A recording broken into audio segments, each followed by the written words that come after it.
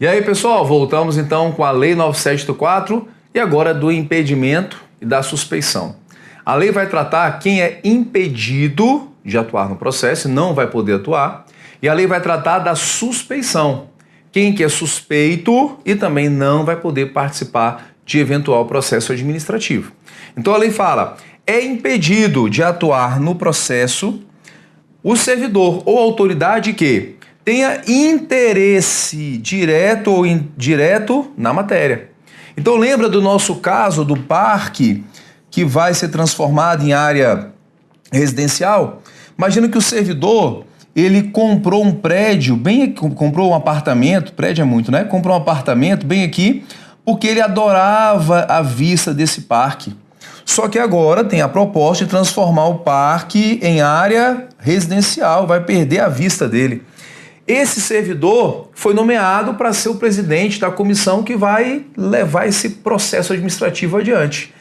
Ele tem interesse na matéria? Tem interesse. Ele tendo interesse, ele está impedido de atuar no processo. E você tem que saber a diferença de quando é impedimento, quando é suspeição, porque o examinador vai tentar trocar isso. Vai tentar te dar um caso de suspeição, vai afirmar que é impedimento e vice-versa, tá bem? Então tem interesse, impedido. Tenha participado do processo ou venha participar como perito, testemunha ou representante, ou se em tais situações ocorrer quanto ao seu cônjuge, seu companheiro ou parentes e afins até o terceiro grau. Então, o servidor já participa como presidente da comissão, ele não pode ser perito. Na situação de perito, ele vai se dar como impedido. Ou então, o servidor, ele é presidente da comissão e, por exemplo, o seu cônjuge, a sua esposa, ou então o seu marido, ele é representante ou então é advogado da associação dos donos de quiosques do parque. O servidor vai ter que se dar como impedido, porque ele é o presidente do processo, presidente dessa comissão. A sua esposa é advogada dos interessados. Ele está em situação de impedimento de participar. Ou então qualquer parente dele até o terceiro grau está nessas condições de perito, de testemunha, de cônjuge ou representante. Vamos imaginar então que o servidor é presidente da comissão e o irmão dele, que é parente em segundo grau, é advogado da associação. O servidor é impedido. Ou então o seu tio, que é parente de terceiro grau, é advogado da associação. Continua em impedimento, porque tio é parente de terceiro grau na linha colateral. Primo já é quarto grau. Se o primo dele, nesse caso, é advogado, pode participar. Pelo menos por uma questão de legalidade, não teria impedimento, tá bem? Então, se o servidor vai ser perito, testemunha ou representante, ou se nessas condições está o seu cônjuge, o seu companheiro ou parente, inclusive por afinidade até o terceiro grau, o servidor ou autoridade está em situação de impedimento. Quem esteja litigando, quem está em litígio judicial ou administrativo com o interessado ou com o seu cônjuge ou companheiro. Imagina só, um servidor... dois servidores são servidores atualmente, mas eles são servidores e eles namoravam. Um agente da Polícia Federal e um delegado. Esse agente namorava uma delegada e, vamos imaginar, namoraram durante alguns anos, ficaram noivos, foram contrair o casamento, né? Contrair casamento é uma expressão tão esquisita, né, pessoal? Parece que é algo ruim. Casamento é tão bom, né? Tem gente que vai para 2, 3 casamentos, né? Tem gente que é igual ao meu caso, já é casado com a mesma pessoa há 18, 19 anos, é tão bom. Então fala, vai contrair casamento. E aí nesse caso, só que no dia do casamento dá um nervoso, fala, poxa, é uma decisão muito importante, porque depois que você casa, você nunca mais volta a ser solteiro, sabia disso, pessoal? Casou, solteiro nunca mais. Depois de casamento você tem 2 status, ou você passa a ser viúvo, se o cônjuge falece, ou você passa a condição de divorciado. Solteiro, nunca mais. Não tem ex-solteiro. Tem o que casou, ou está casado, ou é viúvo, ou então ele é divorciado, tá? Então, nunca mais. No dia do casamento, o noivo fala, olha, eu não vou perder meu status solteiro, não dou conta, não vou casar. E deixa a noiva na porta da igreja. E a noiva processa ele por danos materiais, gastou mais de 50 mil reais na festa, danos morais, olha a vergonha que passou, e eles estão em litígio judicial. A ex-namorada, a ex-noiva processando ele por danos morais e materiais. E eles são do mesmo órgão, Polícia Federal. Esse servidor tá lotado, vamos imaginar, em Brasília, e ele quer pedir a remoção, fala, agora que eu vou continuar solteiro, quero a minha remoção lá pro Rio de Janeiro, quero morar na praia, vou pedir a remoção que eu quero, igual um colega meu, que ele é policial federal, e ele fica numa ilha lá no Rio de Janeiro, em Angra dos Reis, uma ilha, ele fica lá em Angra dos Reis, patrulhando a costa. Olha que trabalho, pessoal, você ficar durante o seu trabalho andando de jet ski, andando na lancha da Polícia Federal, patrulhando a costa em Angra dos Reis. Eu quero ir para lá, vou tentar minha remoção para lá. Para quem que eu faço o pedido? Ele pergunta no órgão, olha, o pedido tem que ser endereçado a chefe do RH agora, que é a doutora fulano de tal. Ele fala, ih, rapaz, essa fulano de tal aí é minha ex-noiva, que eu deixei na porta da igreja, e ela está me processando judicialmente por danos morais e materiais. Nesse caso, a ex-noiva vai poder participar do processo dele? Vai ser a autoridade que vai poder decidir? Claro que não, pessoal, porque, olha só, situação de litígio, olha aqui, eles estão em litígio judicial, inclusive, porque ela está cobrando danos morais e materiais. E no caso ali, é vingança, na certa, fala, não vai para o Rio não, vai lá para o interior, não sei da onde para você chegar vai ter que ser pelo menos aí várias horas no aeroporto, se quiser voltar para Brasília, tantas horas de barco, um lugar que nem telefone, nem internet tem. Vai ser a vingança vai ser maligna. Então, ela está em situação de impedimento, não pode participar, tudo bem?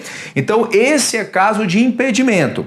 E nós temos agora a situação de suspeição. Mas antes, olha só, a autoridade ou servidor que incorrer em impedimento deve, a lei falou o quê? Deve comunicar o fato à autoridade competente, abstendo-se de atuar. Então, nas situações objetivas que a lei coloca que são de impedimento, se eu estou na situação que a lei colocou, eu devo declarar o impedimento. Não posso atuar no processo. É um comando que a lei coloca. E olha só, a omissão do dever de comunicar o impedimento constitui falta grave para fins disciplinares. Então, se eu não comunicar a situação de impedimento, é falta grave. Falta grave pode chegar até uma demissão, não é assim?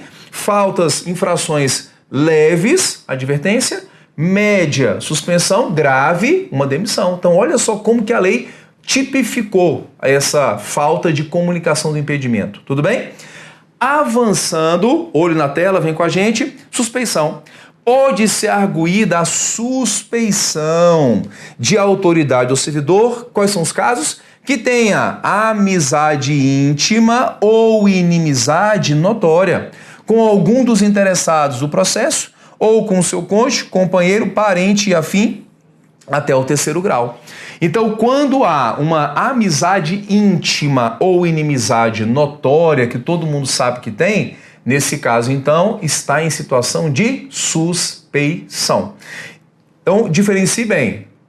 Impedimento, situação objetiva, artigo 18. Suspeição, situação de subjetiva. Quem tem amizade íntima, amizade próxima com alguém do processo, com o advogado, com as situações com os interessados, nesse caso, ou inimizade no caso, com o interessado, com o seu cônjuge, companheiro, parentes até o 3º grau, nesse caso também está em situação de suspeição. E olha só, o indeferimento de alegação de suspeição poderá, na tela com a gente, ser objeto de recurso, sem efeito suspensivo. Então, se eu vou fazer um pedido, por exemplo, para ter faço um pedido para pagamento de um valor retroativo na administração pública, só que a pessoa que eu tenho que fazer o pedido eu tenho inimizade notória. A gente tem várias brigas, somos vizinhos, a gente vive em litígio, brigando, não chega a ser um processo judicial, mas a inimizade entre nós, todo mundo sabe que tem. Se eu faço o pedido a ele, nesse caso então, ele está em suspeição. Se eu alego a suspeição e ele fala, não, eu não sou impedido não, vou tocar o processo sim. Eu posso entrar com recurso na autoridade superior e nesse caso o recurso não terá efeito suspensivo, ou seja, a autoridade superior vai julgar o processo, mas o processo não vai parar. A autoridade superior até pode dar efeito suspensivo, mas não terá efeito suspensivo automático não. Tá bem? Então, nesse tópico aqui, a gente viu a diferença entre o impedimento e a suspeição, tá bem? Avançando um pouquinho mais agora, da forma, tempo e lugar do processo. Pessoal, aqui a lei vai dizer forma, como que se pratica, quando se pratica e como que se pratica ato dentro do processo administrativo, tá bem? Artigo 22, olha só. Os atos do processo não dependem de forma determinada, salvo quando a lei expressamente exigir. Então aqui temos a consagração do princípio do informalismo ou do formalismo moderado. Formalismo moderado. Ou seja, ato de processo não tem forma determinada. Tese livre. Eu pratico o ato dentro do processo da forma que eu quiser, salvo quando a lei expressamente exigir que tem que ter uma formalidade determinada. Apesar de, no artigo 22, consagrar que tem o informalismo, no parágrafo 1º a lei consagra algumas formas que têm que ser observadas. Por isso que a forma é livre, mas tem pontos que você não pode deixar de observar. Por exemplo, o ato do processo deve ser produzido por escrito. Ok. Não vai ter um ato no processo que seja um ato por meio de forma verbal, tem que ser por escrito. Em vernáculo, o que é vernáculo? É o idioma oficial que no Brasil é o português. Tem que ter também a data, o local e da realização e a assinatura da autoridade competente. Então, apesar de haver uma informalidade, tem que ser por escrito, em vernáculo, com a data, local e a assinatura de quem pratica o ato. Então, imagina só, estou fazendo um curso de alemão. E para treinar o meu alemão, o que eu vou fazer? Eu participo de processo administrativo, toda decisão que eu tomar, eu vou fazer em alemão. Eu vou estar trabalhando e praticando o alemão. Pode isso, pessoal? Não, por quê? O alemão não é o nosso idioma oficial, que é o português. Então, apesar de haver uma formalidade, ato dentro do processo tem que ser no idioma oficial, que é em vernáculo, que é o português. Essa formalidade não pode ser desrespeitada. Está bem? Olha só, salvo imposição legal, o reconhecimento de firma somente será exigido quando houver dúvida quanto da autenticidade. Então, olha só, pessoal, em processos, em repartições públicas, não pode o servidor falar, isso aqui eu quero tudo autenticado. Não, porque reconhecimento de firma, quando que exige? Quando houver dúvida quanto à autenticidade. Aí sim, fala, olha, você está entregando essa certidão aqui, mas ela está meio apagada. Aí ele pode exigir que você faça reconhecimento de firma, só quando houver dúvida, tá bem? Então essa lei aqui é para andar debaixo do braço, você chegar na repartição, olha, eu quero entregar a documentação. Ah, mas eu quero que tudo firma reconhecida. Não, olha, a lei fala aqui, ó, a lei fala que não havendo dúvida, não tem que haver essa necessidade. Então é a informalidade dentro do processo administrativo, tá bem? E a autenticação de documentos em cópia pode ser feita pelo próprio órgão administrativo, próprio servidor. Ora, pessoal, o servidor não goza de fé pública, então ele pode pegar o original, a sua cópia, conferir e ele mesmo pode, nesse caso aqui, fazer uma espécie de autenticação. Ele pode reconhecer a veracidade do documento. Está com o original, está com a cópia, ele goza de fé pública, ele tem esse poder, tá bem? Olha só, O processo deverá ter suas páginas numeradas sequencialmente rubricadas. Artigo 23. Os atos do processo devem realizar-se em dias úteis, no horário normal de funcionamento da repartição, na qual tramitar o processo. Outra regra aí de tramitação de tempo, lugar e modo que se pratica o processo administrativo, tá bem?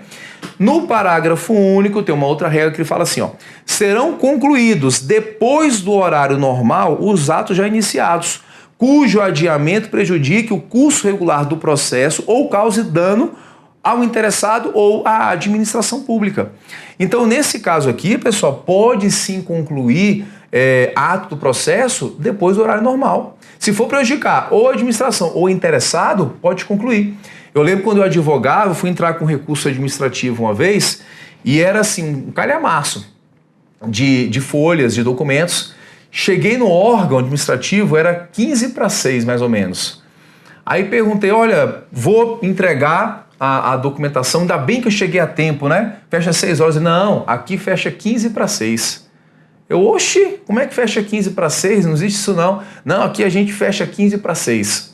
Aí eu falei, não, então chama o seu superior, porque o que ele queria? Ele não queria, ele estava quase na hora de ir embora, cheguei lá com a documentação no horário, e ele sabia que se eu começasse a ter que colocar tudo, numerar e colocar no processo, ia atrasar ele. Não, aqui a gente fecha 15:06. Eu falei, não, então chama lá o seu superior, que eu só quero confirmar essa informação. Aí ele foi lá para dentro, deu um rolado, chamou o superior e falou, ele estava dizendo aqui que fecha 15:06, é verdade? Aí o superior, não, a gente fecha às 6 horas mesmo, tá? Como eu tinha chegado antes, conclui depois do horário normal. Infelizmente, cheguei no horário, a documentação era grande, ele vai ter que fazer a juntada, certo? Servidor tem direito ao adicional, de hora extra, se for o caso noturno. É para isso que serve. Quando houver necessidade, ele vai ter que ficar. Tudo bem? Então a lei trouxe essa disposição que pode ser concluído sim depois do horário normal. Não pode haver recurso de documento só porque vai me atrasar aqui hoje. Não, conclui depois do horário normal, tá bem? Olha só, artigo 24. Inexistindo disposição específica, os atos do órgão ou autoridade responsável pelo processo e dos administrados que dele participem devem ser praticados no prazo de 5 dias, salvo motivo de força maior. E esse prazo pode ser dilatado até o dobro, mediante comprovada justificação. Então, olha só, quando não houver um prazo específico para ser praticado um ato, em quanto tempo tem que se praticar? 5 dias.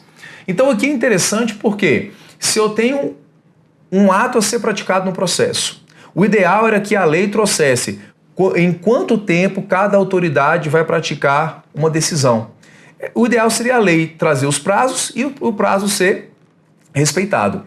No entanto, nem sempre a lei que regula um processo vai trazer essas regras. E a lei então trouxe uma regra geral. Olha, se tiver que ser praticado um ato e não houver disposição específica, entenda-se que o ato tem que ser praticado em 5 dias. Por exemplo, na lei de licitações fala que quando tem recurso do licitante, a impugnação do licitante de uma fase, que vai haver decisão pela comissão.